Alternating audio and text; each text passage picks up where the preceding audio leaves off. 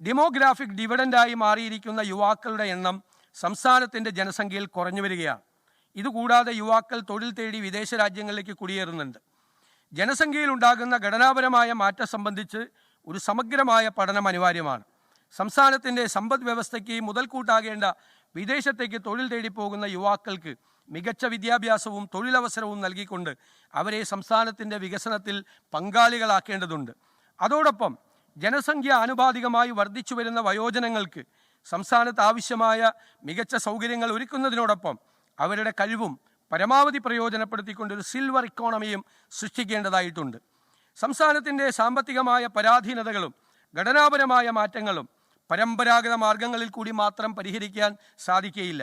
ആധുനികവും നൂതനവുമായ മാർഗങ്ങളിലൂടെ സമ്പദ് വ്യവസ്ഥയെ ഉത്തേജിപ്പിച്ച് വിവിധ മേഖലകളിൽ വൻകിട നിക്ഷേപം ആകർഷിച്ച് ഖജനാവിൽ പണം സമാഹരിച്ചുകൊണ്ട് ആ സമ്പത്തിൻ്റെ നീതിപൂർവമായ വിതരണം, ഇക്വിറ്റബിൾ ഡിസ്ട്രിബ്യൂഷൻ ഓഫ് വെൽത്ത് ഉറപ്പാക്കാൻ ഈ സർക്കാർ പ്രതിജ്ഞാബദ്ധമാണ്.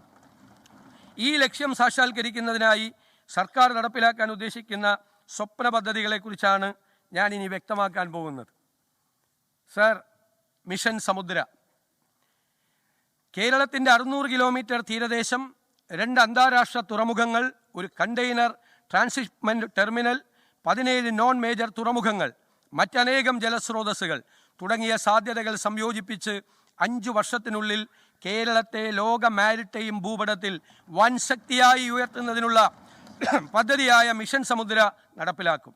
കേരളത്തെ ഒരു പോർട്ട് സിറ്റിയായി വിഭാവനം ചെയ്ത് റോഡ്, സമുദ്രം, റെയിൽ, ഉൾനാടൻ ജലപാതകൾ, നിർമ്മാണ മേഖലകൾ, ഗ്രീൻഫീൽഡ് സിറ്റി എന്നിവയെല്ലാം ബന്ധിപ്പിച്ചുകൊണ്ടുള്ള മാരിടൈം സമ്പദ് വ്യവസ്ഥയിലേക്ക് കേരളത്തെ മാറ്റും.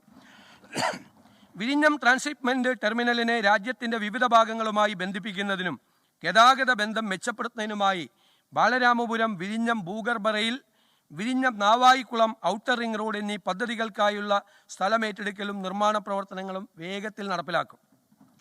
വിഴിഞ്ഞം, കൊച്ചി തുറമുഖങ്ങൾക്ക് ചുറ്റും നിർമ്മാണ മേഖലകൾ, സ്റ്റഫിംഗ് സെൻ്ററുകൾ, ഡ്രൈ പോർട്ട് എന്നിവ ആരംഭിക്കും. ആഗോള ഷിപ്പിംഗ് വ്യവസായം ഹരിത ഇന്ധനങ്ങളിലേക്ക് മാറിയ അവസരം പ്രയോജനപ്പെടുത്തി ഗ്രീൻ ബങ്കറിംഗ് സേവനം നൽകുന്ന ഇന്ത്യയിലെ ആദ്യ തുറമുഖമായി വിഴിഞ്ഞത്തെ ഉയർത്തും. മദർഷിപ്പ് നിർമ്മാണം, അവയുടെ അറ്റകുറ്റപ്പണി എന്നിവ ലക്ഷ്യമാക്കി കപ്പൽ നിർമ്മാണ കേന്ദ്രം സ്ഥാപിക്കും. ഇതിനായി ആവശ്യമായ സ്ഥലം ഏറ്റെടുത്ത് അടിസ്ഥാന സൗകര്യ വികസനം ഉറപ്പാക്കും. ഇത്തരത്തിലുണ്ടാകുന്ന തൊഴിലവസരങ്ങളിൽ തീരപ്രദേശത്ത് ജീവിക്കുന്ന സാധാരണക്കാർക്ക് സംവരണം നൽകും. സർ, സംസ്ഥാനത്തെ നിർണായകമായ 4 പ്രധാന നോൺ മേജർ തുറമുഖങ്ങളായ വിഴിഞ്ഞവും കോവളവും കൂടിയുള്ളത് കൊല്ലം, ബേപ്പൂർ, അഴീക്കൽ എന്നിവയുടെ വികസനത്തിനായും കടൽ വഴിയുള്ള ചരക്ക് ഗതാഗതത്തിനും മറ്റ് തുറമുഖ അധിഷ്ഠിത വ്യവസായങ്ങൾക്കും ലോജിസ്റ്റിക്സ്, കപ്പൽ അനുബന്ധ പ്രവർത്തനങ്ങൾക്കും മറ്റ് 13 നോൺ മേജർ തുറമുഖങ്ങളിലെ തുറമുഖ ഭൂമികൾ, കെട്ടിടങ്ങൾ, മറ്റ് ആസ്തികൾ പ്രയോജനപ്പെടുത്തി സ്വകാര്യ പങ്കാളിത്തത്തോടെ മാരിടൈം ടൂറിസം, ലോജിസ്റ്റിക്സ്, മാരിടൈം വ്യവസായം, മാരിടൈം നിയമവിദ്യാഭ്യാസം, മാരിടൈം മ്യൂസിയം എന്നിവ ഉൾപ്പെടുന്ന കേരള മാരിടൈം പോളിസി രൂപീകരിക്കും. വൻകിട ചെറുകിട തുറമുഖങ്ങളെ ബന്ധിപ്പിച്ച് ഘട്ടം ഘട്ടമായി ജലഗതാഗത സംവിധാനം വികസിപ്പിക്കും.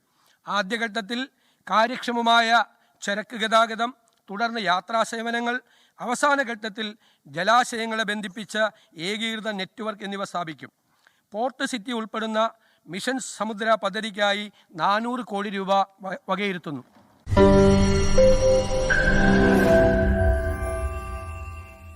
ലോകത്തെവിടെയായാലും ഏത് സമയത്തും 24 വാർത്തകളും ഓഗ്മെന്റഡ് റിയാലിറ്റി പാക്കേജുകളും എക്സ്പ്ലെയിനറുകളും വിശദമായി കാണാൻ ഞങ്ങളുടെ യൂട്യൂബ് ചാനൽ നിങ്ങൾക്ക് സബ്സ്ക്രൈബ് ചെയ്യാം.